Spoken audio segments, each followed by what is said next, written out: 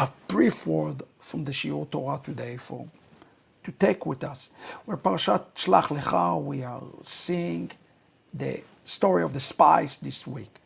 Now the question you have to ask yourself, because it says that all of Jewish history is rested upon this terrible, terrible sin that the spies have done. And you ask yourself a question, well, the children of Israel did a lot of terrible things. Why is this particular sin is a sin that is singled out, the spy sin and the golden calf? Why is this sin is heavier than all other sins? What is so unique about this sin? I want you to go with me quickly to Numbers chapter 13, verse 27. We're seeing something very interesting in the verse. I'm going to read it to you first in English, and then we're going to look at it for a moment in Hebrew and try to understand something as we're focused on Devar Musar today, on this shlichut. I think we are today called to be those shlichim, those emissaries, those apostles running around.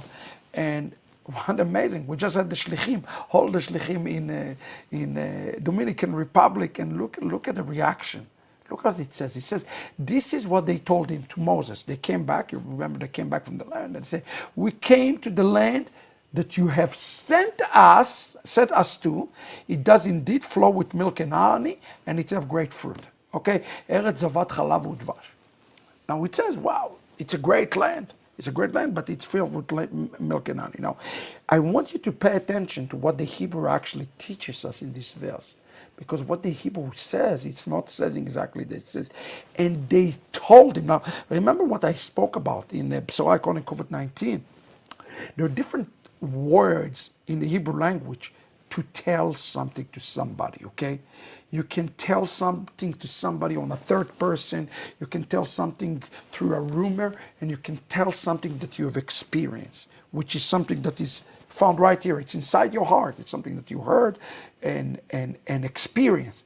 This word of experiential telling something experiential, is the word yesapru. Yesapru, okay? This is important to notice that when Moshe brings Yitro inside the tent, he says Vayesaper. He's telling him the story on the first account what God has done. It's different if somebody else telling you or you're it on the third party. It says Vayesapru lo. Now this is important. Who is the lo? When you hear the Hebrew word lo in Hebrew, it means to him. They are speaking only to Moses. Ladies and gentlemen, they are giving a good report on the land. They are giving a good report on the land. You know, we always want to say that they're giving a bad report on the land. No! They're giving a good report on the land, actually. That's not the sin. This is not the sin that they've committed. If they pulled Moses aside and say, hey, Moses, hey, it was awesome, but let me tell you, Moses, I have a little concern about this, and they whisper it in Moses' ear, it wouldn't be a big issue.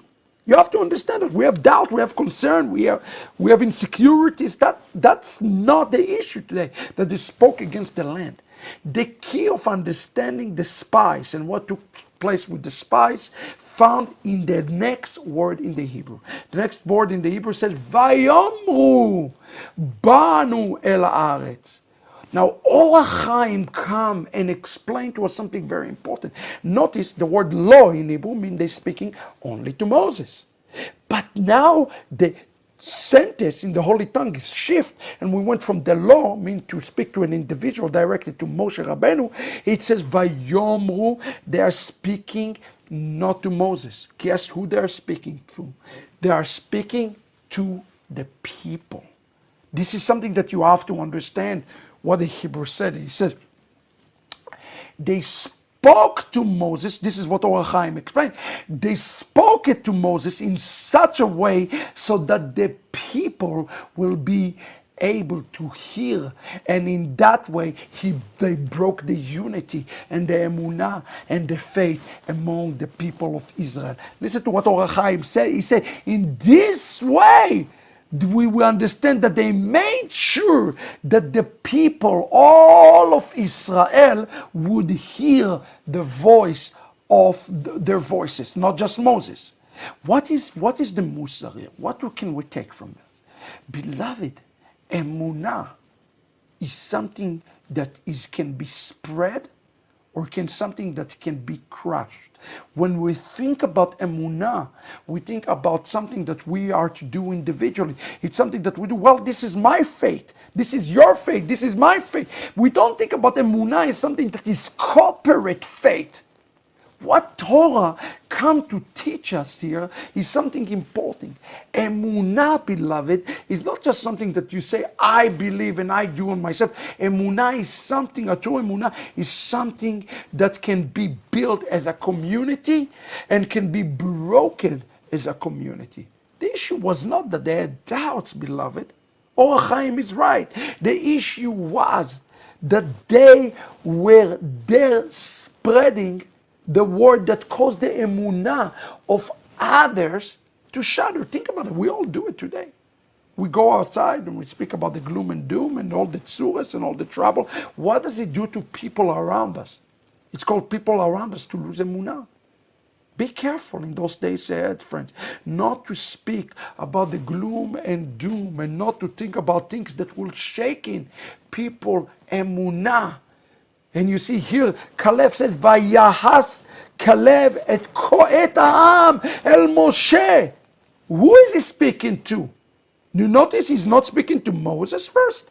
Did you pay attention to that? He said, oh, no. Caleb, look at the people, and then he looked to Moses. Why didn't he look at Moses? Isn't Moses his leader? You know why?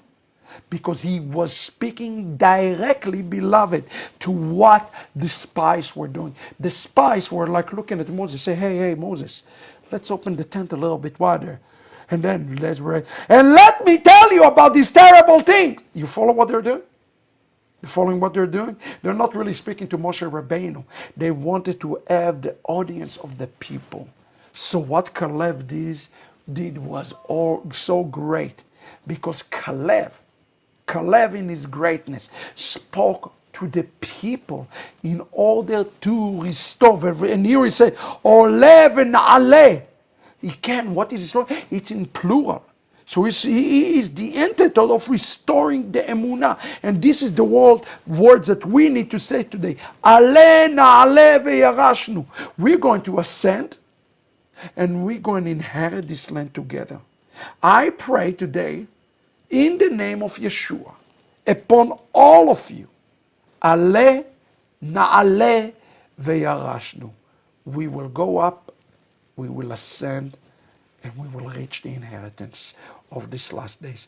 Beloved, it's time for all of us today to make a covenant with our lips, make a covenant with what we type, make a covenant with what we put on our Facebook, what we put on our chat, because those things can cause, God forbid, somebody else to not to understand, hey, there is Eretz Zavat Chalav. Hey, the Geulah is not far. The Geulah is not over the heavens. The Geulah is not over the seas. It is right here next to us. And this is an important lesson for us to understand. Our message to the world today to be, you know why we were so successful in the Dominican Republic? Because we brought one message. We didn't bring 20 messages. My Talmidim brought one message. And it wasn't a gloom and doom message. It was a message, we are the rock, we are standing here, and we will not be shaken and will not be moved no matter what. Friend, this is the message that the Jewish people need to hear today. They don't need to hear today about tzarot gdolot. Look at the language at verse 28. Betzarot gdolot. The great tribulation. What is the word tzarot? Jacob trouble. Scripture tells us, do not dwell on those things. You know, they're talking about Jacob trouble. What most of the pastors speak about today. About Jacob trouble, about the how terrible. No, beloved. We are to focus on the positive. We are capable. Yes, we are capable. The Messianic movement is capable to see a Messianic revival in the Dominican Republic, to see a Messianic revival in South America. Doesn't matter we are capable to see it in Africa. Yes, we are capable to see those things happen in Europe. Yes, we are capable to see it in Indonesia. We don't accept bad news. We don't accept bad report. We don't expect those who are trying to make an audience today, like all the televangelists to try to tell us the end of the world is coming. No, we don't accept that. Because the mountain will be conquered and we will be successful. So what is the ultimate sin here? What can we learn, your friends? It's be careful when you speak to others around you in a way that you can shake their corporate faith. I choose, and I pray you choose also, to be the builder of the brothers' faith.